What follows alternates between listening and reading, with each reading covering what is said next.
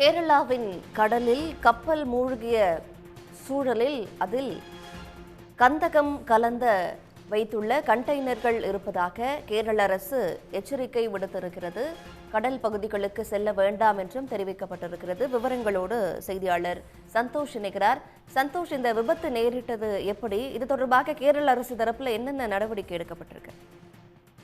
அதாவது இரண்டு முக்கியமான சவால்கள் கடலோர பாதுகாப்பு படையினருக்கு தற்பொழுது இருக்கிறது. ஒன்று அந்த கடல் கப்பலில் இருந்த 24 பணியாளர்களை பத்திரமாக மீட்பது. மற்றொன்று அந்த கப்பல் ஒரு 25% வரை கடலில் மூழ்கி இருக்கக்கூடிய கப்பலை மேலும் மூழ்காமல் பாதுகாப்பாக மீட்டெடுப்பது என்பது குறித்த இரண்டு சவால்கள் அவர்களுக்கு மத்தியில் இருந்திருக்கிறது.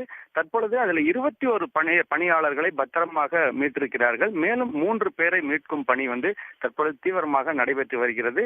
மேலும் இந்த கப்பல் பார்த்தீங்கன்னா விழிஞம் துறைமுகத்திலிருந்து சுமார் ஒரு 400 கண்டெய்னர்களை எடுத்துக்கொண்டு கொச்சி துறைமுகம் நோக்கி வந்து கொண்டிருந்திருக்கிறது.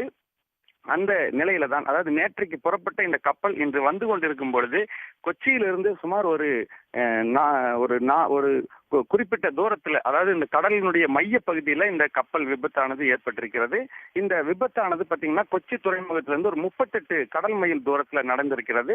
இதுல இருந்து 9 கண்டெய்னர்கள் கடலில் விழுந்திருப்பதாக தகவல்கள் வெளியாகி இருக்கிறது.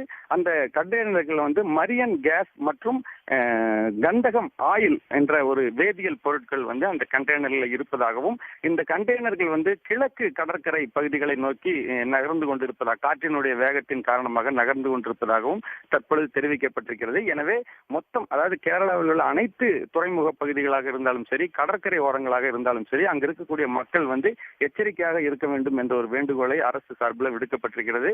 இது போன்ற கண்டெய்னர்கள் கரை ஒதுங்கினால் பொதுமக்கள் அதை திறந்து எடுப்பதற்கான முயற்சிகள் ஈடுபட வேண்டாம் என்ற ஒரு எச்சரிக்கையும் விடுக்கப்பட்டிருக்கிறது.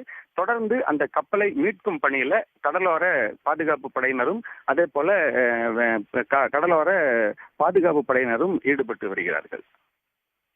விவரங்களுக்கு நன்றி சந்தோஷ்.